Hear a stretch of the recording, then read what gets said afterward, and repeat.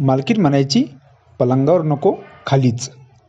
खाली त्याचे गुडघे खरचटले तरी मालकीण त्याला थांब म्हणत नव्हती. रात्रभर मालकीण त्याला घामाघूम करायची. नमस्कार मित्रांनो, स्वागत आहे तुमचं आमच्या चॅनलमध्ये. तुम्ही जर अजून आमचं चॅनल सबस्क्राईब केलं नसेल तर प्लीज चॅनलला सबस्क्राईब नक्की करा.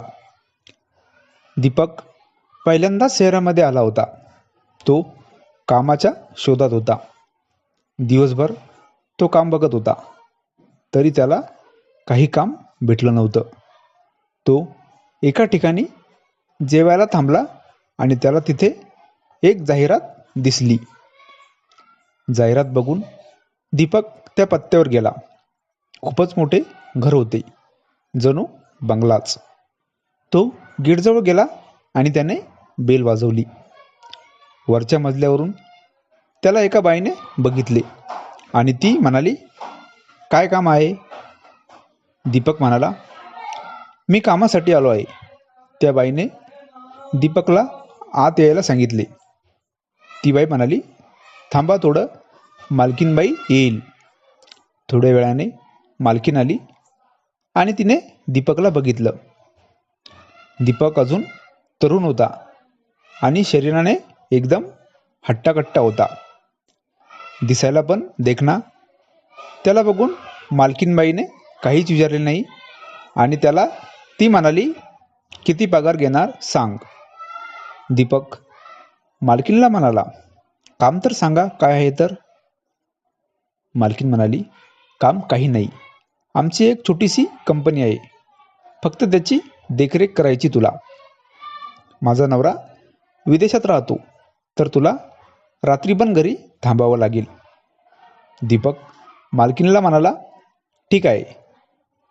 दीपकला कामाला लागून 2 ते 3 दिवस झाले. तो दिवसभर कंपनीमध्ये देखरेख करायचा आणि रात्री मालकीनच्या घरी थांबायचा.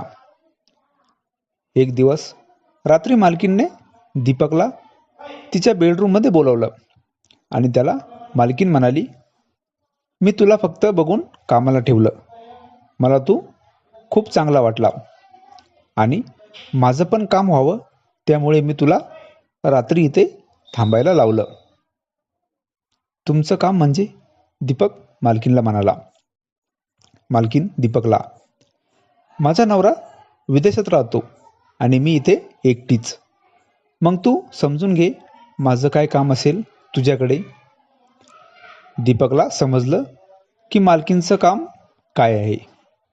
दीपक लगेच मालकीनजवळ पलंगावर गेला आणि तो मालकीनसोबत. मालकीन दीपकला म्हणाली, पलंगावर नको खालीच बरं आहे. मालकीन आणि दीपक रात्रभर खाली जमिनीवरच. मालकीनला आता दीपककडून रोजच अपेक्षा लागली होती. दीपक पण मालकीनला नाराज करत नव्हता, पण नंतर दीपकला जाणवलं की त्याचे गुडघे खरचटत आहे.